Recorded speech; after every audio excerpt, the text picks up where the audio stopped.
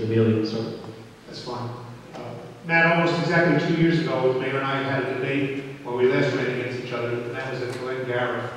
And the mayor announced at that debate that he was happy to say that our CSEA had agreed to take no increase in 2010, enabling him to minimize his budget increase in an election year. Well, it came out not long after the election that zero in 2010 was part of an offer of a 5-year contract, where the mayor offered him 4% a year in the last 4 years. At a time when other municipalities were demanding givebacks, our first offer was a 5-year contract. It was 4% in the last 4 years. Totally irresponsible. Not only irresponsible, but despicable as far as the CSEA is concerned, because what he did after the election is turn around and never settle that contract. He reneged on it. He swore at a city council meeting that he would abide by his promise on those salary increases. Now, I'm not saying we should have given it to him. I said from day one, and I was public about it, it was irresponsible to make that promise. But then it was irresponsible to turn around and renege on the deal as well. Our unions need to be spoken to. Everybody has to be shared sacrifice in this economy. We all have to give something. It can't all be on one side anymore. The public employees as well as the taxpayers have to give. But first we need to clean our house. We cannot, in good conscience, go to the unions and ask them for the givebacks that we certainly and clearly need without cleaning our own house, without eliminating all the waste, without eliminating all the patronage. That's only fair. And then, believe me, they understand that times are different. They understand that to keep their jobs, they need to make concessions. They understand that they need to start paying toward their benefits. And we're going to not only demand that, we're going to insist that they do so. But we cannot, in good conscience, do it until we eliminate the waste, until we make the money available to pay them through getting rid of all the waste and patronage that's involved in our budget.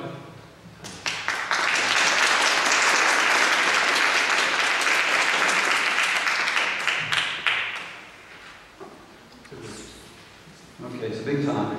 First of all, the day of my first year in office, I asked the police to a meeting and asked them to contribute to the medical. And after they stopped laughing, we didn't talk about it again until recently. I've asked them 3 times to open up the contract for medical. The police cost us a lot of money, do an excellent job. The police are where the money is. The CSEA workers we talk about, we have about 100 CSEA workers, about 41 in DPW in the field, and the rest are clerical and threat senior center and the other places. The contract, Mr. Mealy talked about the zero the first year, 4, 4, 4, 4. You'd be happy if your union employees got a 4% increase. What you don't know about is the steps. The steps bring some union increase up to 6 or 7, 7.5% some years. A 4% increase would be a decrease for you. But the real problem was all these other things. The reason negotiations dragged on is because these are tough topics. We have 55 steps in our system, trying to get the steps down. We have excess vacation days. We have arcane language. So language has to be updated with things, even like words like typos have to be cleaned up. They don't exist anymore.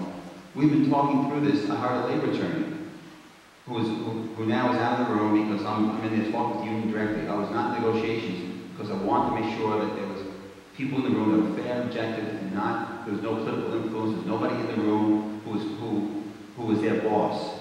So I had a labor attorney there, and the negotiations weren't going well. We started negotiations just before Hurricane Irene again, and we're coming down to a very reasonable thing. The union guys get it. The CSEA guys are very good. They get it. They know the day's over. We saw the tax cap coming after 2009. Now it's here. They realize that. We're not talking 0, 4, 4, 4, 4 anymore, and we haven't been for a long time. Well, we're not talking that, but that's our starting point.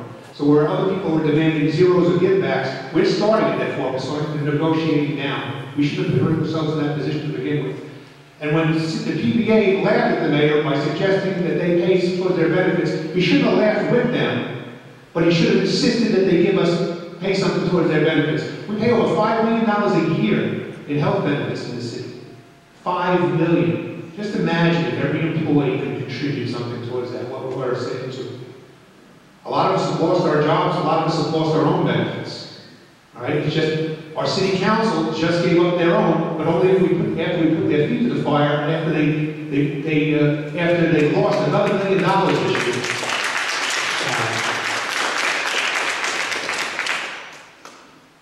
The 4% is not being discussed. There would have been a decrease. There were other things in the contract that were being discussed.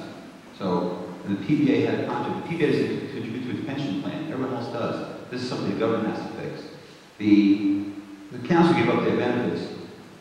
These guys work for nothing.